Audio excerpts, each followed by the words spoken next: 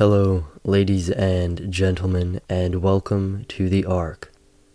One of Nietzsche's most important and controversial ideas is that of beyond good and evil, the idea that morality is anti-life, and that we must move past a worldview which views things in terms of good and evil to one which views things in terms of life and anti-life, in terms of vitality, in terms of sickness and health. When people hear Nietzsche's attacks on morality and him talking about going beyond good and evil, they'll often say, "See, I got you. Nietzsche is a moral relativist. He says you can just do whatever you want. There is no morality, there is no objective value to anything." But this is not really the case. This is because to understand what Nietzsche means by beyond good and evil, you first have to understand Nietzsche's worldview on a more fundamental level. So firstly, how does Nietzsche view the world? For Nietzsche, the universe is made up of various warring energies. Everything is constantly in flux and flow. This is a kind of ancient pagan idea. The foundation of the universe is war. It is struggle. It is different energies clashing against each other and consuming each other.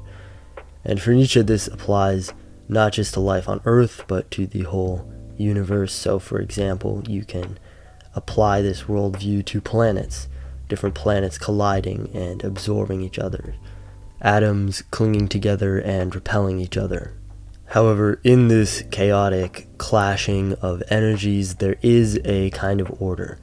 Firstly, we can identify what Nietzsche called the spirit of gravity, which essentially is the force of entropy.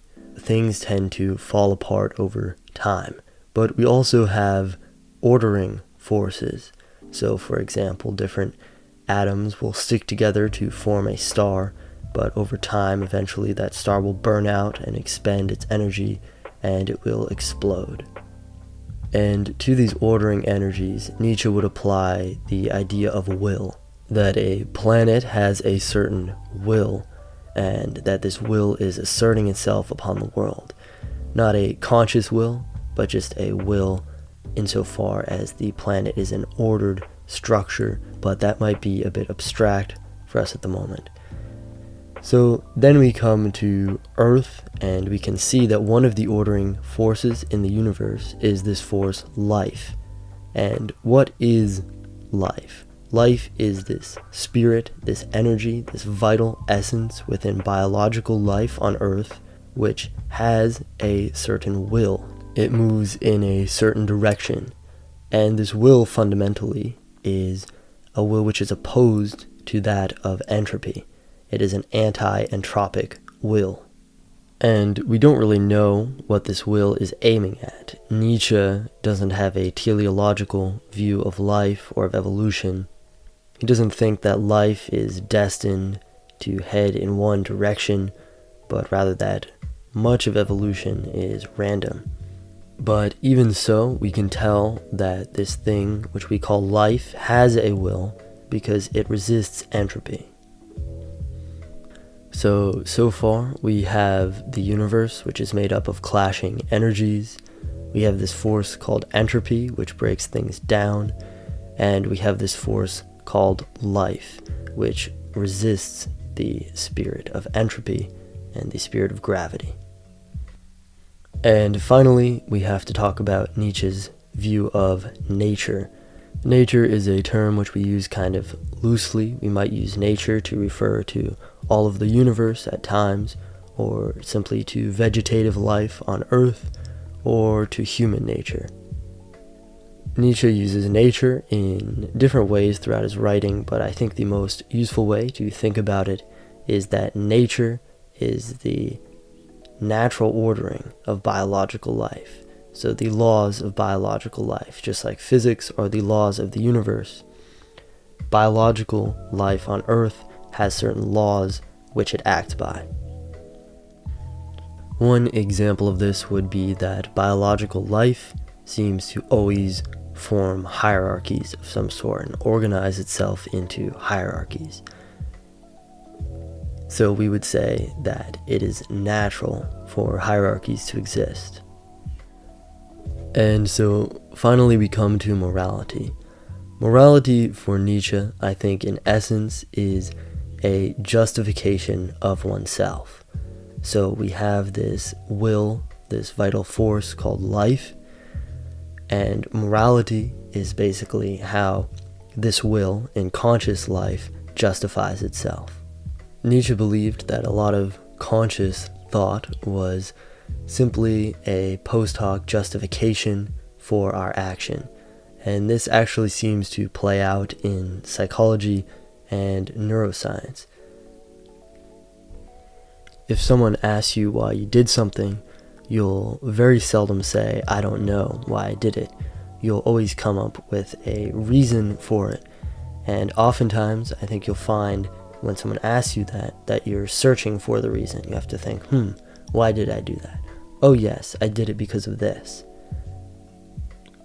Another type of justification is not the justification of your actions, but the justification of the way you are, or even of your inaction.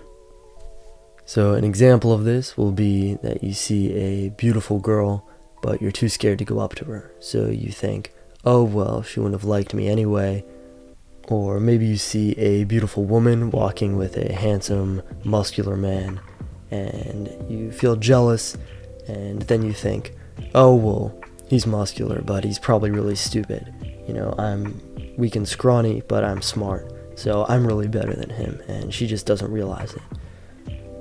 All of these are justifications either for your action, your inaction, or for the way that you are. And that is essentially how Nietzsche views morality as a whole. Nietzsche says that there are two types of morality, which he calls master and slave morality. And he calls them this in Genealogy of Morals because he's thinking about morality historically or genealogically. He's thinking about the history of morality and how it developed. But sometimes the words master and slave for us today can obscure what he's really talking about. So it might almost be better to think about it as the morality of winners and losers. To be a conqueror, you have to believe in yourself, and you have to believe that the suffering of others is justified because you deserve to be the best. The morality of the conquerors on the most basic level is that we are good, we deserve to be the best, we deserve to win. And their moral system will essentially become a celebration of themselves and of the virtue of winners. This is like the Greek moral system, where they valued arete, which is being the best, being the most noble, the most excellent, the most athletic. But then you have the people who are conquered by the winners, and they have to develop a new morality as a survival mechanism, and this morality is a reactionary one. An example of this is the New Testament, where all the Roman or classical virtues become vices, and their opposites are extolled as virtues. So in the morality of the conquered, in the morality of losers, you see an inversion of the morality of the winners, of the conquerors. The reason why this is an issue is that the conqueror's morality, the winner's morality, centers around winning, about being the best, the most beautiful, the strongest. All of these virtues which nature rewards. So when you invert those, you come up with the formula that winning is bad, being beautiful is bad, being strong is bad. And this is essentially anti-life. Your morality then turns against nature and essentially says that life does not deserve to win because of the suffering which is caused when life does win. Winning is bad because winning involves conquest, and conquest causes pain. Nature is cruel and life is cruel for letting the gazelle be devoured by the lion. Therefore, nature, life, and even the whole world is unjust, it is evil, it is cruel, and it needs to be fundamentally altered or transformed. The other issue with the morality of the conquered is the revenge fantasy. So, for example, in the Bible, you have hell. All of our enemies, all of the Romans, they're winning in this life, but in the next life, they're going to be tortured in hell. And we are conquered in this life. We are poor, we suffer, but in the next life, we will be rewarded. So then you get moralities which are oriented towards behaving in a way that you will be rewarded in the next life, even though you will suffer in this life. And so we see that the problem with the morality of the conquered is that it has become detached from life, and it no longer promotes values or actions which will aid you in this life, which will promote life and allow life to win. The problem with the morality of the conquered is that it is maladaptive, which means that it helps them survive in the short term because it justifies their existence. It prevents them from completely giving into nihilism in the face of being conquered and having to suffer. But in the long term, it actually harms them because it does not promote life. It actually works to restrict life, and it works against nature. Whereas the morality of the conquerors is adaptive. It justifies them in the same way which the morality of the conquered does. But in so doing, it justifies life, and it justifies nature, and it works with life to promote life, to strengthen life, and it is in alignment with nature's values. And so this is why Nietzsche said we need to go beyond good and evil, since we see that good and evil are often detached from reality. They are simply justifications and rationalizations. We need to look at whether a moral system is pro-life or anti-life. Does it work to strengthen this force within us, this will which we are part of, or does it side with the spirit of entropy and the spirit of gravity in working against life and pulling life down? So how does this relate to our situation today? The history of the West is one of conquest, but we have now become self-conscious of this conquest. We are like the lion who becomes self-conscious of the pain which he is inflicting on the gazelle. And this guilt has caused us to no longer believe that we deserve to win, and it's therefore caused us to no longer believe in life itself, to no longer believe that life deserves to win. And this is a big issue because we are developing an anti-life culture, an anti-life morality, a societal structure which smothers and restricts life rather than promoting it. And if we continue down this path, our civilization will collapse in no time. Now, to understand this even better, we have to go back to Nietzsche's idea of the will and of life. For Nietzsche, life is the will to power. Life seeks to expand, to conquer space, to collect resources, and to assert itself upon the world. This is the most fundamental instinct of life. So because of this law of the will to power, this creates a certain cycle in society and in civilizations. The weak, since they are deprived of power, will always seek to gain power, while the strong, who are already powerful, will seek to expend this power, to expend their energies.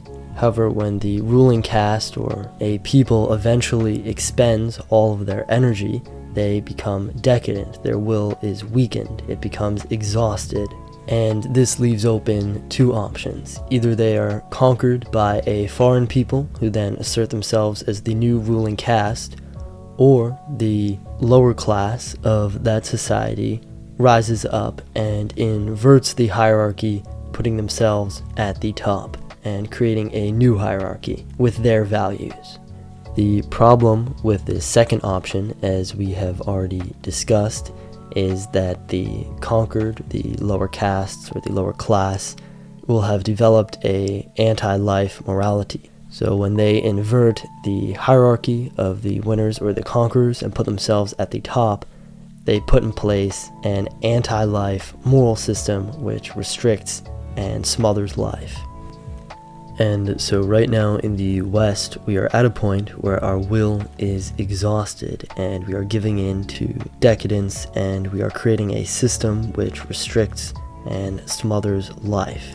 And this is why Nietzsche thought it was so important that we stop thinking in terms of morality. We stop thinking about guilt, we stop thinking about good and evil, and we start thinking in terms of sickness and health, in terms of vitality.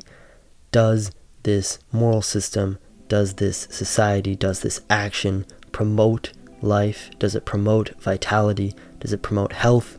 Is it working on the side of life, or is it siding with entropy? Does it restrict life? Does it paralyze action? Societies are never revived through a moral revolution. All moral revolutions are usually the inversion of a society, the conquest of the old system. For example, the French Revolution. Societies only achieve rebirth through the rejuvenation of the life force and the vitality of a people and a civilization, since the exhaustion of this force is the root problem. If we want to quote-unquote save the West, it is not going to come about by acting moral, by being a good person, by quote-unquote returning to tradition and being a good trad cath. We have to inject our society again with vitality, to find this vitality within ourselves, and to set up our society so that it is promoting this vitality, so that it's promoting life, it is promoting nature, and so that we believe in ourselves again, we believe that we deserve to win, and we believe that life deserves to win, and life deserves to conquer death and entropy.